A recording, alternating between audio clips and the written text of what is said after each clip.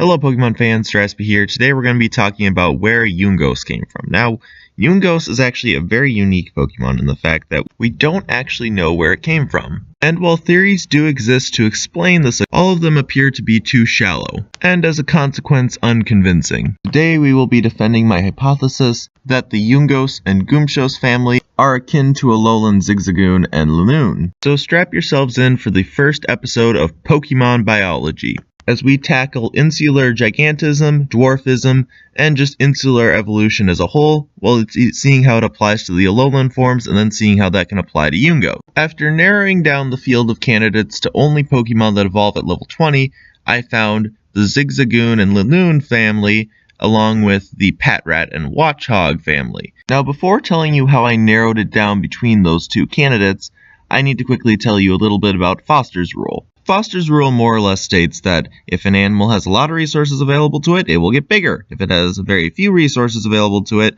it will get smaller. And one of the best examples of Foster's rule actually available to us, it would be Insular Gigantism and Dwarfism. On an island, there tends to be fewer resources. So in order to survive, animals either need to get smaller so that they can live off of the resources, or they need to get larger to compete with others. Examples of this in the real world would be pygmy elephants found in Borneo, or the giant, now extinct terrier rat. Now, regardless of which family we choose from, the Goomshos family will definitely be an example of Insular Dwarfism, its height dropping 1 to 2 feet, depending on which we choose, and its weight dropping around 50% for both. Based on what we know of other examples of Pokemon from other regions moving to Alola, and having changes in forms and whatnot, we know the base stat total remains untouched, however the base stats themselves may be shuffled around a bit as far as what values. Additionally, we will want to narrow it down to the Pokemon that is most similar to Yungoos for being its origin, operating on the principle of Occam's razor. The major similarities between Linoone and Goomshos would be body style, while Watchog shares a color pattern, both's main concern being its diet, posture, and behaviors, since the two both mainly feast upon berries and nuts, while Goomshos feasts upon flesh. The diet issue could be explained by the availability of said fruits and nuts that may have driven them to develop sharper teeth to try to get the harder fruits available on Alola, in the process getting more vicious and consequently starting to become more predatory.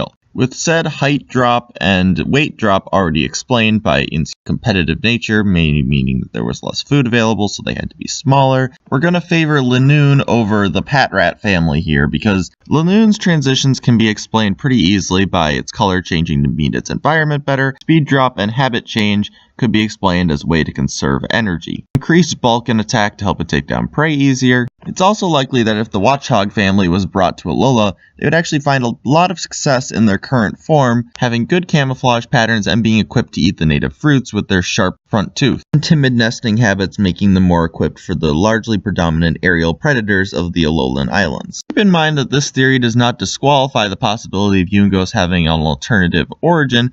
However, I believe based upon this evidence that the best explanation right now would be Linoone, but feel free to tell me all the ways that I'm wrong in the comment section below. If you want to watch more videos like this, please click one of the links that are floating to the sides, and if you want to subscribe to my channel, please click the little circle with the Wobbuffet on it. And if you don't want to do either of those, I don't know why you're still hanging around here. Anyway, in case you've forgotten, have a nice day.